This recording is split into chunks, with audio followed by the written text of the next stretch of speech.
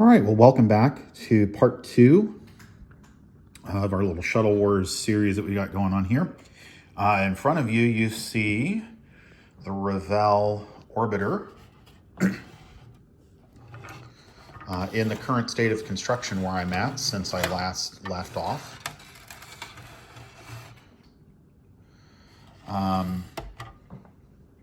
The aft wall of the crew compartment is just in here for the moment for I was just checking the fit. You'll notice that nothing's been placed, not the windows, not the cockpit or anything.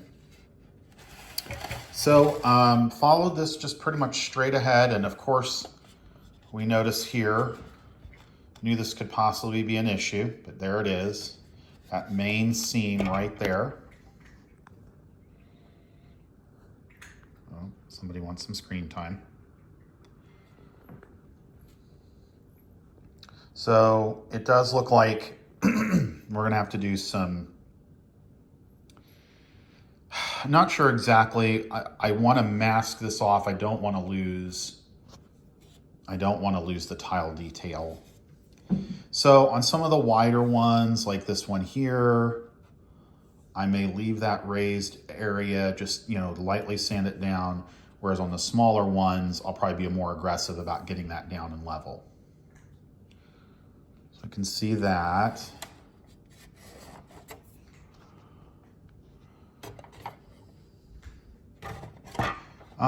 All in all, I was pretty pleased with how this came together. I've used a little bit of sprue goo back here in the back on both sides of the boat tail.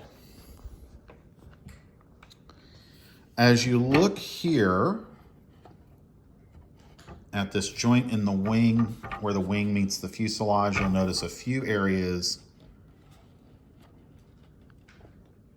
that are going to require another pass with glue and maybe putty later on. There's the other side wing, a little more pronounced on this side.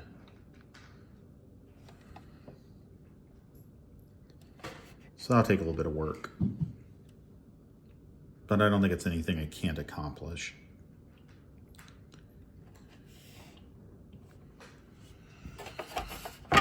The underside, the nose gear, not the best fit. This is going to require some cleanup. And I will probably do a little bit of mild cleanup, maybe like right in here, probably right there. And then some mild cleanup in a little bit. I did use just a touch of sprue goo, which you can kind of see in here, kind of just oozing out to fill in where the chines connect. But I'm not really going to do any other work on the bottom because this is going to be hidden by the external tank. Again, I'm building this to slap onto the tank. These are all right. In retrospect, maybe I could have done something a little different with the landing gear doors, but I didn't. And I'm going to have to think of some way. I'm going to scratch the door detail for those connection points. And then I am going to mask off and sand those flush because the tile pattern should not be on there. All right, turning the attention briefly to the external tank, you can see done a little more work here. You can see part of the tank is primed, both the bottom and the top of the tank. I've made a modification. I've used putty to recreate this flatter feature. The pictures I have are a little not inaccurate, but they're a little hard to tell if that was a fill-in of foam or if it was a flat piece. I've chosen to do it the easy way with some Vallejo plastic putty and just treat it like it's been filled in that area.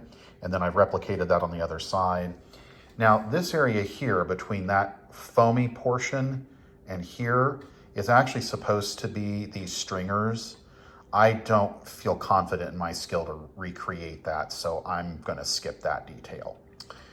Now, my plan for this, and the reason I'm showing this now, is I'm gonna come along here, and if you look at pictures of the tank for STS-1, there was some areas that look like the foam was reapplied. Maybe they took out a core or something. I don't know for sure, but there's some circles up the side of the tank here where the orbiter would be, as well as on this side at least. I've got a couple different angles. There's a round area here where it's very clearly different. So I'm gonna paint those. I'm gonna actually paint this portion in a lighter white, and then I'm gonna mask off the circles and the other areas. I'm also planning to try to do the hatches on the bottom as well. And then once that's done, I will mask up the, or I will reprime the rest of the tank that's not currently primed. I will then mask the inner tank and the hardware, and then I'm going to add some additional texturing to the tank. So here we are on the forward fuselage. I had already primed it, as you may recall. So I went over and worked that seam with 180, 400, and 800 with standing sticks.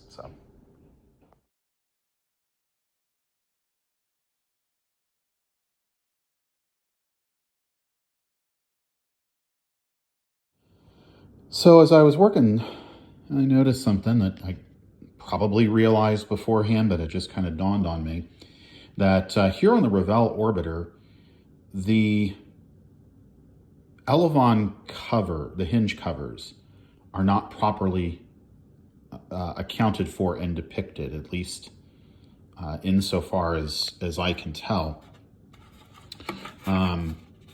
Just to contrast this is the wing on the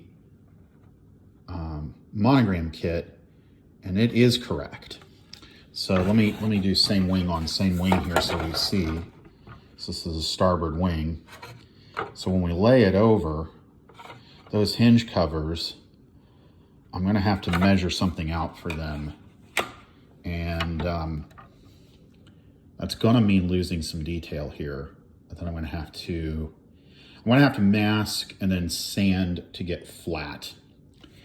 And then I think, since there are no raised details, that's something I'm gonna have to recreate with paint or a decal if I can find one that would work. So on the Revell orbiter, one of the issues that modelers face, if you're going to keep these etched tiles that you see here, is that they are slightly inaccurate when it comes to the ohms pods, namely that they stop here, and there should be tile going all the way down to the point where it meets the shuttle's fuselage. So I've drawn a line here, and I've just used the curve of the cargo bay to mark that. And then with a pencil, I've come along and just marked out a rough tile pattern to keep this going. Now what I'm going to do is use some very thinly stretched sprue and some Tamiya extra thin. And I'm going to try to complete that pattern. I'll probably have to knock it back a bit with some sanding when I'm done. And here's the result. This is going to need to sit and have this basic first run of the glue dry, and then there are some high points you can tell. I'm going to have to come back and soften and work down, but I want to make sure everything else is good and solid in place before I do that. All right, so here you can see the, if you will, the finished rough product. This is on the other pod. This is going to require some sanding because they are definitely off scale, too big for the rest of what's there. Too thick, I should say. The lines are too thick and distinct. So I need to knock that back by about half. And there's some places where the glue got away from me, so I'm going to have to buff and hopefully not have to recreate anything. But as you can now see, this works a lot better. I see some areas I've got to trim just to test and compare. There's our other side. So again, gonna have to do a little bit of work, but I can at least recreate this tile pattern.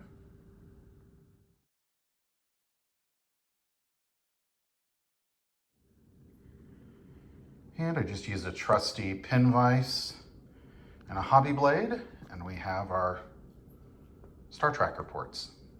I'm gonna backfill those with some plastic card. For the cargo bay doors, I am reinforcing the back of the door since it's going to be displayed closed, and I've built them up this way. So I just have sheet styrene that I've cut. I've super glued it to get an initial tack. I'm going to go back with some sprue goo and on this side, and that will allow the doors to flex a little bit during the assembly process onto the cargo bay.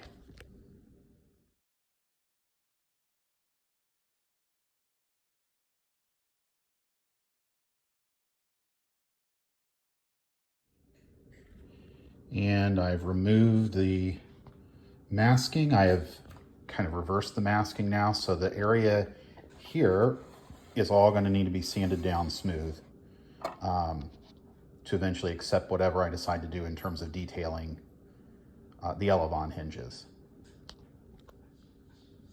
All right, and you can see here I've now pretty much eliminated all of that detail, and we'll replace that with probably a decal.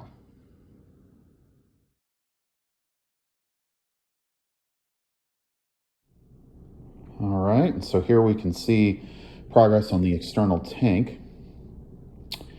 And I kind of changed tactics. I didn't wind up masking all the areas I thought I was going to try to recreate a few of the things. It just proved kind of frustrating getting a mask that looked right.